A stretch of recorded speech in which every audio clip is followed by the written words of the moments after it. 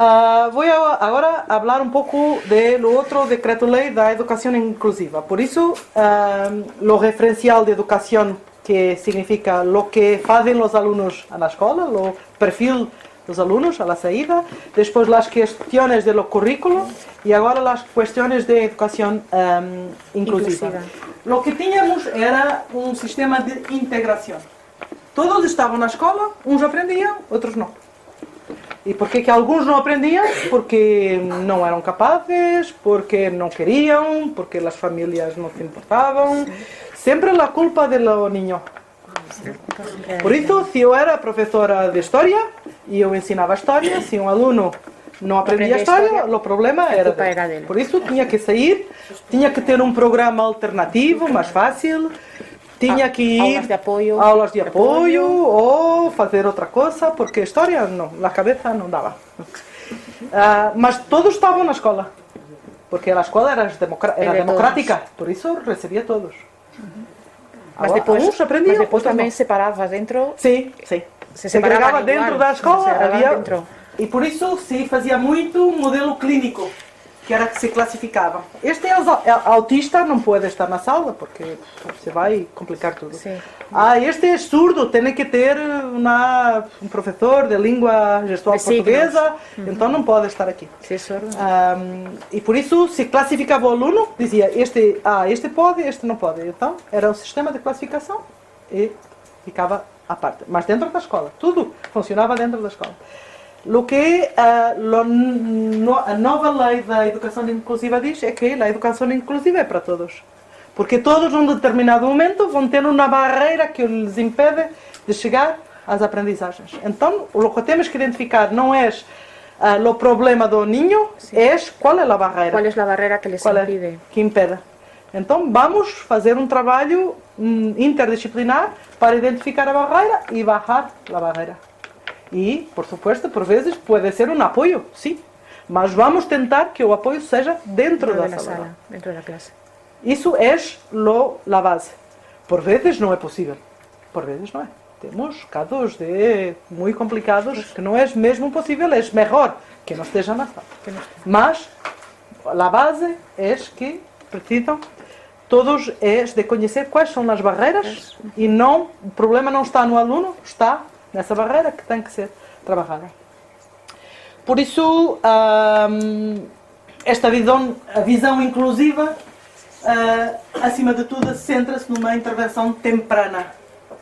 Não vamos esperar que o problema seja grande para então ver que os apoios precisam.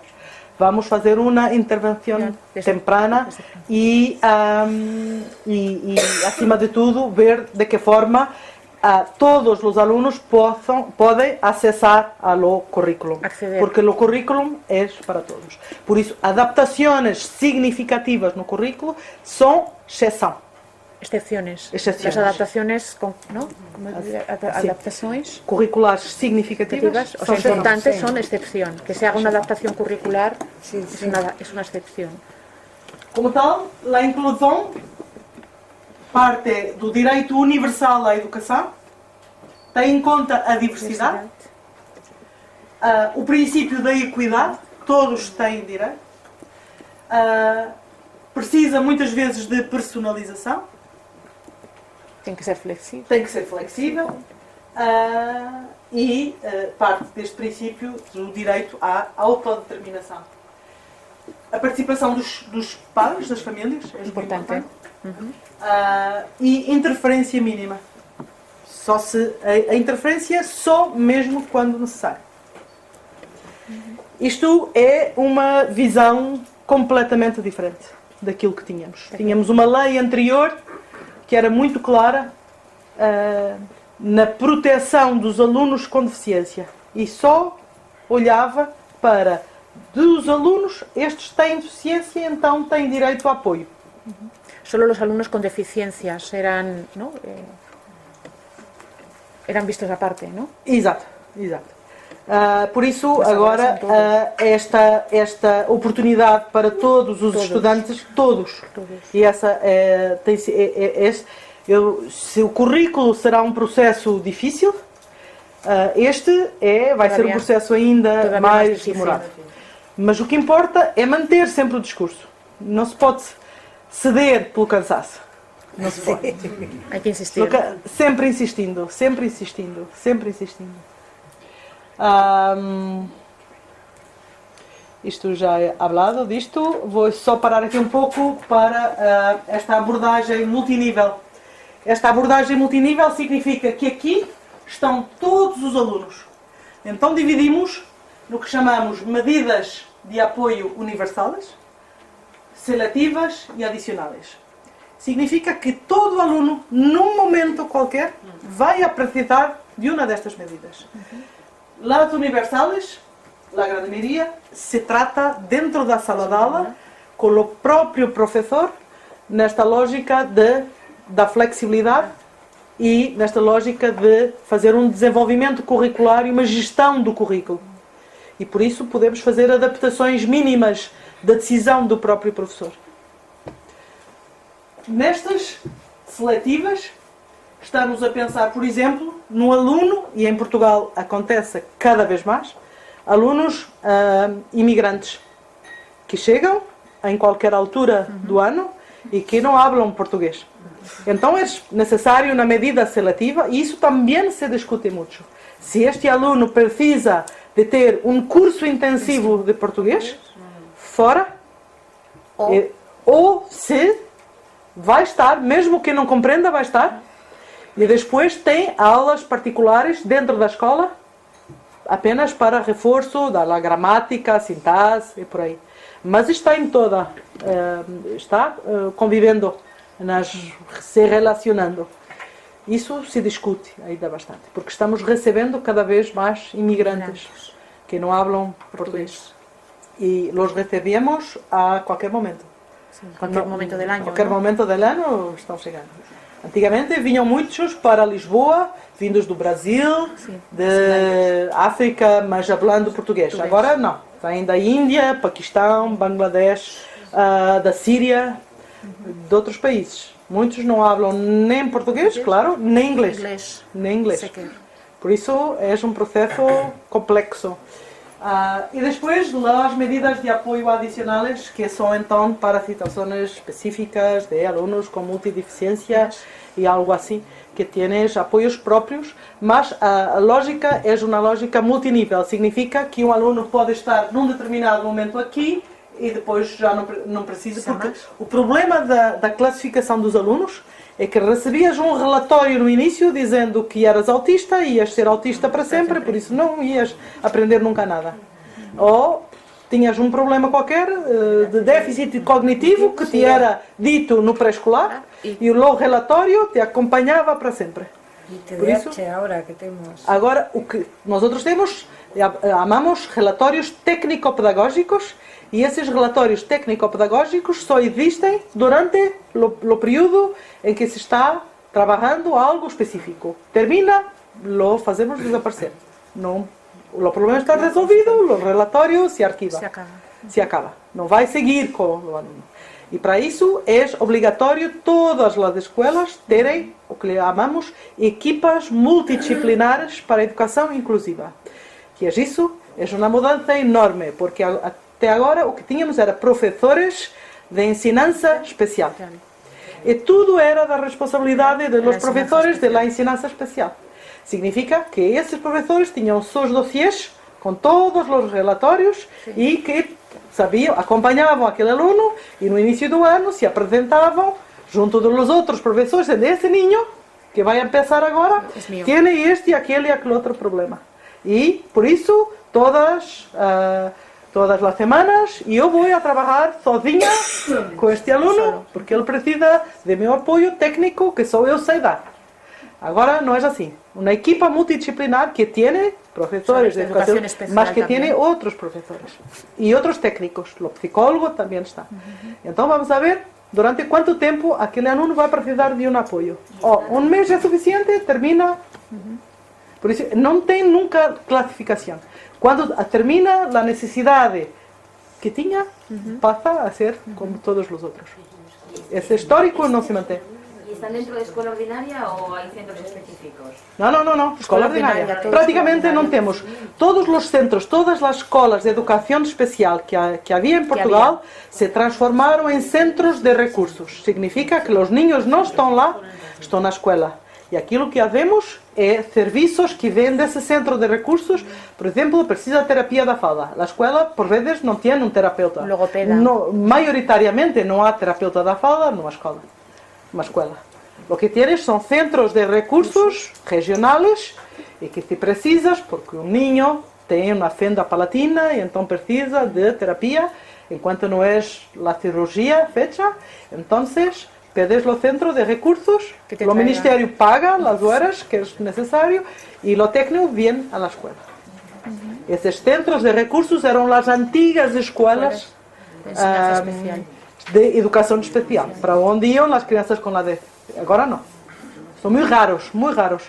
Tienes uma outra escola para cegos, muito poucas. Mesmo os cegos, tienes as chamadas escolas públicas de referência. Por isso, se és madre de um niño cego, podes decidir se o queres pôr numa escola de referência ou se vai para a escola pública. Se vai para a escola pública, tem todas as condições. Lo hacemos, tem um grande departamento para traduzir para Braille os manuais, os materiais. É nossa responsabilidade traduzir para Braille. Temos os ordenadores adaptados para os de baixa visão, que recebem essas equipagens. E por isso a lógica é a escola pública para todos. É para todos. Isso é das coisas em termos europeus daquilo que eu vejo em outros países, será onde a nossa diferença é maior. Porque mesmo nos casos graves de multideficiência, esses niños estão na escola pública maioritariamente. Temos ainda um grande problema que é a transição para o trabalho. Para o trabalho. Isso sim. Muitos desses alunos se quedam na escola até Estou falando de situações muito graves. Então, se quedam até os 18 anos à escola pública e depois ainda muito frágeis mecanismos de conseguir que façam uma progressão para o mundo laboral. Por isso, por vezes, as famílias se quedam com eles em casa.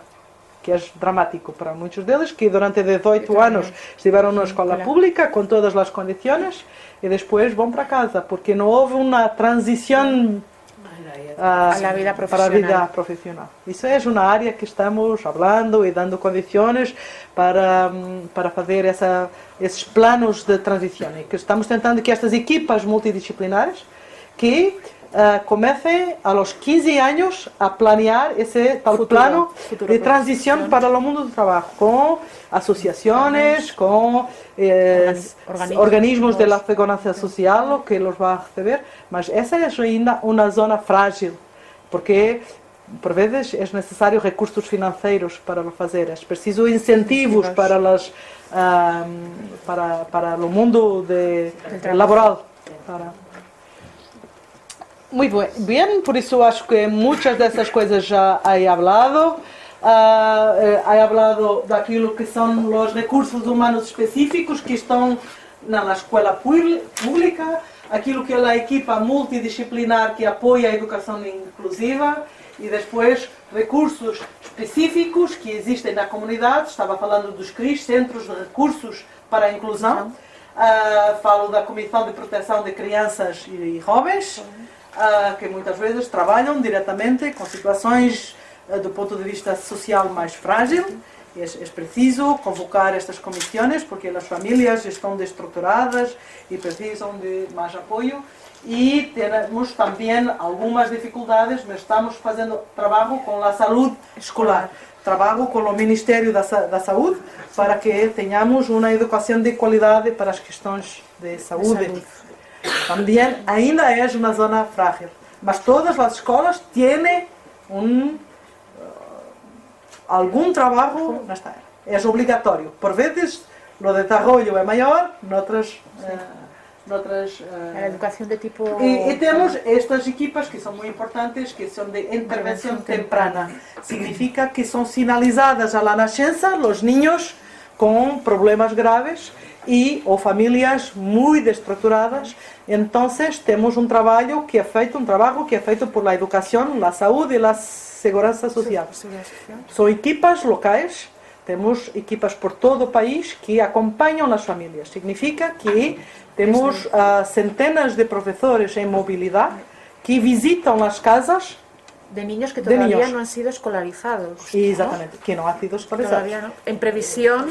A maior parte da Europa faz isto dos 0 aos 3. Nós estamos fazendo dos 0 aos 6, que é um investimento tremendo. Significa que temos professores profissionais de saúde e de la segurança social que visitam as casas destas famílias frágeis, em situações por vezes muito complexas. Então são apoiados do ponto de vista da saúde. Estamos a falar de crianças que são sinalizadas à nascença. Desde que nascem. Desde que nascem. Com deficiências graves. Então estas equipas ajudam especialmente as mulheres a tratarem desses ninhos, a saberem prestar os cuidados de saúde e, em alguns casos, têm acesso a um subsídio para fazer determinadas terapias que, de outra forma, não conseguiriam fazer. Por isso, é um sistema muito complexo. Uma das minhas responsabilidades no Ministério da Educação é estar nesta comissão interministerial e aí se faz um trabalho muito denso, porque, como é geograficamente disseminado, é um investimento muito grande e temos que ter a certeza que todos os niños nestas situações estão acompanhados. Dos 0 aos 3 todos estão acompanhados, dos 3 aos 6 por vezes é difícil porque as próprias famílias não querem. E aí, por isso muitas vezes temos que chamar a Comissão de Proteção de Crianças de Niños e Jóvenes para podermos atuar dentro dessas famílias, para garantir principalmente os cuidados de saúde. Mas muitas vezes este grupo de maestros que estão, amamos em mobilidade, significa que não estão responsáveis numa escola por niños. O trabalho é todos os dias saia para visitar as famílias. É um trabalho muito intenso. Mas penso que é muito gratificante, não é? Sim. Por isso, genericamente, o impacto da nova lei, desta nova lei para a inclusão, é, acima de tudo, que exige um trabalho colaborativo, porque agora os professores de ensinança especial não estão mais trabalhando solos. Eles têm que articular para garantir que os niños não ficam catalogados. E isso é muito importante para nós. Não há catalogação. O que nos traz muitos problemas, porque por vezes precisamos de os catalogar para garantir determinados apoios, subsídios, etc. E isso tem sido uma zona também de muita atenção, que é garantir que estes profissionais conseguem identificar todos os produtos que são necessários. E quando falo em produtos, estou a falar de ordenadores, mas estou a falar de outros produtos materiais que têm que receber para poderem estar na escola e tudo isso. Por isso é algo muito complexo. Por isso é preciso muito trabalho, parcerias, é preciso pensar na gestão e nos recursos. Muitas das nossas escolas algumas têm o que chamamos de unidades especializadas. Significa, por exemplo, ter a unidade de los autistas. Me perdone estar a dar sempre o exemplo dos autistas, podia dar outros. Mas havia escolas que eram escolas especializadas para o ensino de autistas. O que tinham era uma unidade especializada. Então, os autistas estavam todos na mesma sala, porque aquela era uma unidade especializada. E que o que fazia era segregação, porque alguns destes autistas podem perfeitamente estar em sala de aula e estar agora então passam a sala de aula. E então o que temos é que todas as escolas, sendo obrigatório, esta equipa multidisciplinar de apoio à educação inclusiva, essa equipa faz a gestão dos recursos. E estas unidades se consideram um recurso mais, tal e qual como uma biblioteca, como outra equipagem qualquer que a escola tenha. e pode ser utilizado não para ter todos os autistas, mas pode ter 1, 2, 3 autistas e pode-se decidir que hoje eu vou com todos os niños e vamos trabalhar para a sala dos autistas. Não é um bom exemplo ir com todos os niños para a sala dos autistas, mas pode acontecer para a sala de multideficiência, por exemplo. Significa que não são mais espaços cerrados, são espaços da comunidade que devem ser entendidos como recursos. Por isso, esta lógica que seja uma gestão partilhada dos recursos e que não haja espaços que sejam espaços de segregação. Sim, cerrados, não? Cerrados dentro da escola. Isto exige uma mudança, um cambio de mentalidade muito grande. E por isso, as tais equipas que vos falei, que estão trabalhando perto das escolas, fazem capacitação, formação. Estamos, por exemplo, agora a preparar aquilo que chamamos Tour de los 54. 54 porque é o número da lei da inclusão.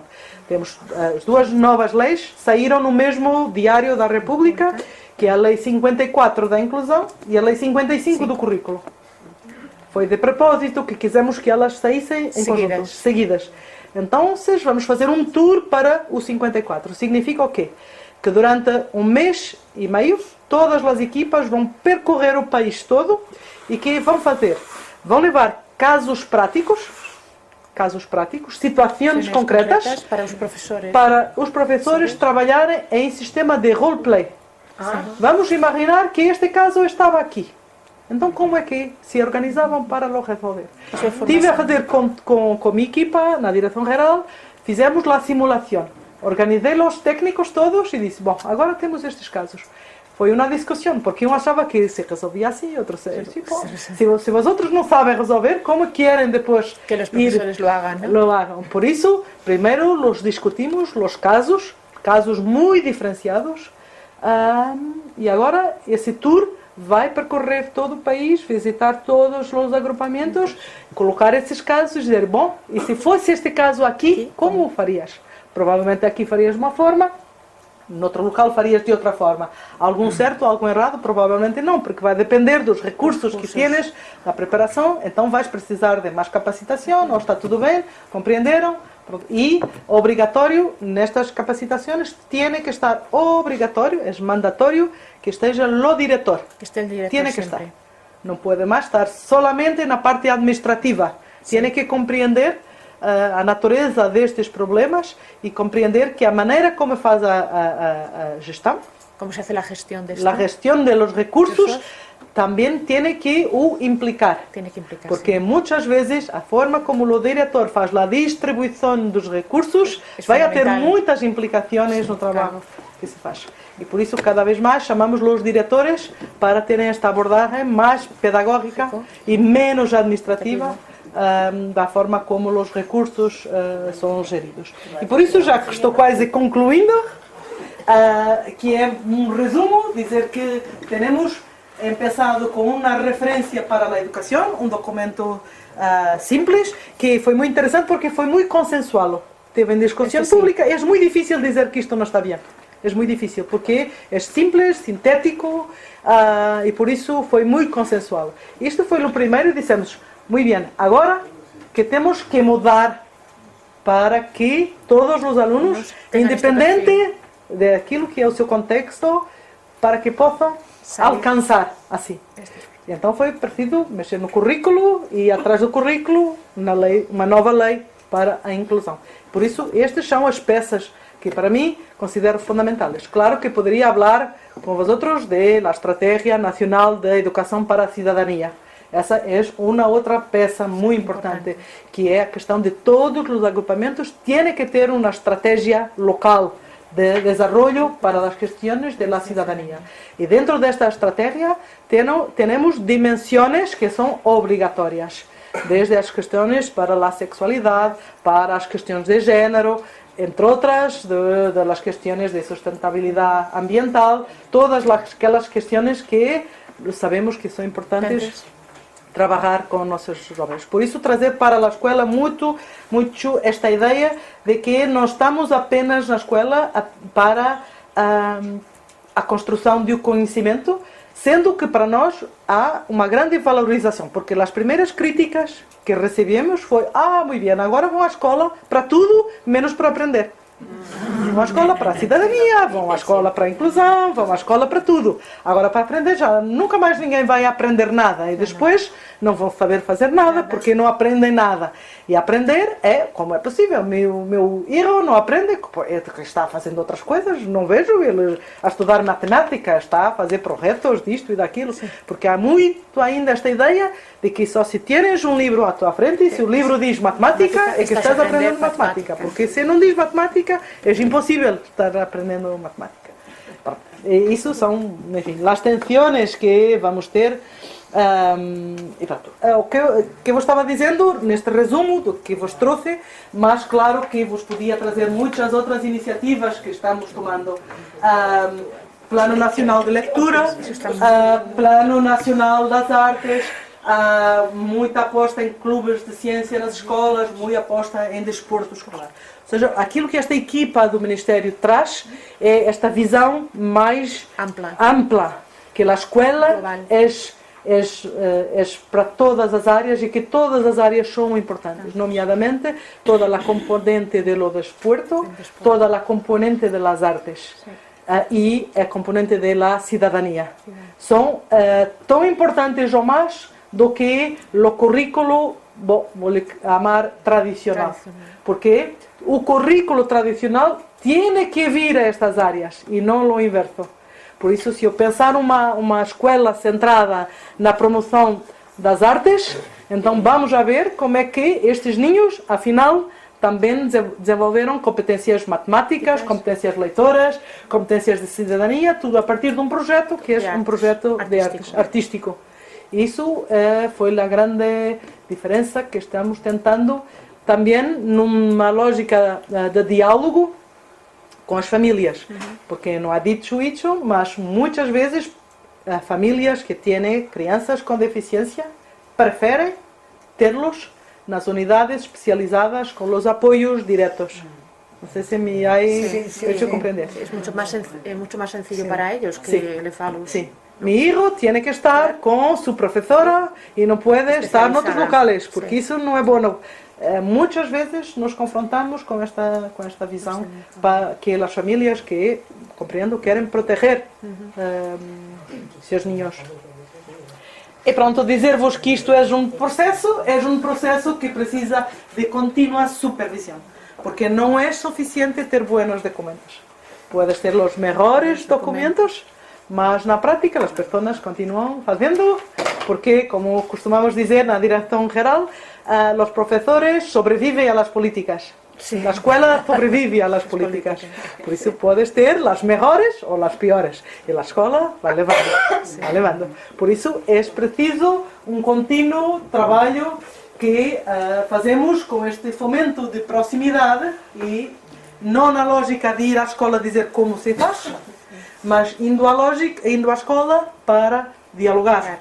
Para ver necessidades de apoio e muitas vezes vamos para aprender, porque nos deparamos com escolas que encontraram soluções fantásticas. Nos encontramos, não? E por isso temos que recolher estas opções curriculares que eles próprios fazem e temos que ser capazes de compartilhar as práticas. Isso tem sido um investimento através de recolha de vídeos, de áudios, fazendo pequenas publicações para demonstrar que é possível. É possível. Ainda que aches que não, mas se encontramos um exemplo onde estão acontecendo essas situações, então é porque é possível. E isso é este processo de supervisão. Quando digo supervisão, uma vez mais sublinho, não é ir lá dizer como fazer. Não adianta, porque vais lá, dizes como fazer, vais embora e voltam a fazer como estava. Há muita resistência à mudança. Se entiende, no es llegar y decir lo que tienes que hacer, porque te lo dices y te vuelves y ya no lo hacen, sino dialogar. Agora, este é quase o último slide que vos vou mostrar. Tenho aqui áreas que ainda não resolvemos e outras. Não resolvemos ainda o quê? Não resolvemos o acesso à universidade. Ainda não está completamente resolvido. Porque significa que a ensinança do secundário se tienes alunos que vão para o profissional e ainda não é completamente claro como é que depois podem aceder à universidade. Vale, os alunos de formación profesional. Sim, ainda não é completamente claro. Estão criando uns cursos intermédios que depois lhes permitem continuar, que lhes dão equivalência para estudos universitários. Mas ainda não está estabilizado. No ensino secundário continua tendo os dos científico-humanísticos o exame. El examen de acceso. No es examen de acceso, es examen de término de la secundaria. Mas las universidades usan esa clasificación para seleccionar los alumnos. Significa que si tienes una clasificación alta no fin de lo secundario, tienes probabilidades de ir para los mejores universidades. Se tienes uma classificação mais baixa no final do secundário, significa que já não vais poder escolher aquilo que... Bom, mas a classificação de que estou falando é a classificação que te diz que terminaste o secundário. Por isso, estamos negociando, mas as universidades não querem fazer provas de acesso. Porque isso lhes dá muito trabalho. Isso, tentamos um ano e foi... Temos outro problema que é o envelhecimento do professorado. Por isso, temos professores com formação completa, mas a média de idades está acima dos 50 anos. Há menos crianças? Há menos crianças, não estamos aportando novos professores. Toda a formação inicial de professores está quase parada. E em alguns locais onde ainda fazem, é com aqueles alunos que não têm outra escolha. Então, vão para ali. Sim. Não é como em outros países em que para conseguires um curso para vir a ser professor é difícil. Em Portugal, qualquer que queira fazer esse curso pode fazer, é fácil. El curso de formación lo pueden hacer, el problema es que no les sirve, porque luego no. Neste momento está parado, la contratación porque a população ha descrescido muito. Por isso vai ser um problema que vamos ter num futuro próximo. Por isso já vos fui hablando de algumas das tensões que temos. Por outro lado, temos neste momento esta situação que, do meu ponto de vista, claro, é interessante, que é manter uma equipa nesta lógica de consolidar estas medidas de política pública na educação. Que não é normal, porque normalmente quando vem um novo ministro quer fazer tudo diferente. Porque senão não vai ser levado a sério. Tem que fazer mudanças grandes, cambios grandes. E por isso temos essa facilidade. Mas este governo está um pouco diferente do anterior. Por quê? Porque no anterior houve um consenso a partir de uma coligação, inicial. A esquerda não esteve no governo, mas havia um acordo na Assembleia. Por isso, as medidas foram sendo aprovadas, mesmo com muita discussão, mas foram sendo aprovadas. Agora, não. O Partido Socialista não tem maioria e está solo. A esquerda diz que pontualmente lo apoiará, dependendo se concorda ou não. Por isso, não há um pacto. Não há um pacto. Há a tentativa agora de negociar medida a medida. Aquilo que eu vou observando é que estão tentando não fazer muitas coisas. Nesta lógica de tentar consolidar aquilo que temos. Mas sabemos que os sindicatos estão já causando pressão por causa dos salários, para tentar aumentar salários, mas vamos ver. E é isto, o último slide, este é o último. É um trabalho em curso, é um trabalho que exige uma formação do professorado contínuo, porque as coisas vão cambiando e é preciso acompanhar todo este processo de formação, capacitação.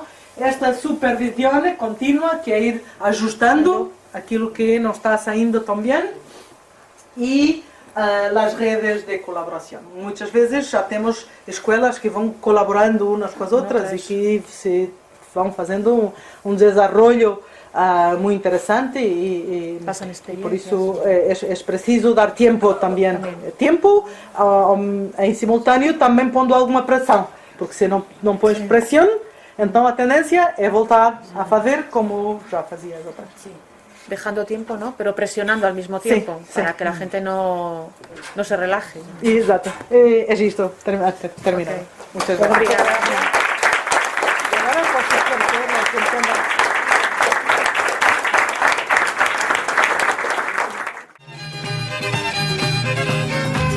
Rio Largo de Profundis, uma neta para nascer. Amar avenidas novas, Praça de Londres arder. Quero um martelo e rima aqui no Largo da Graça.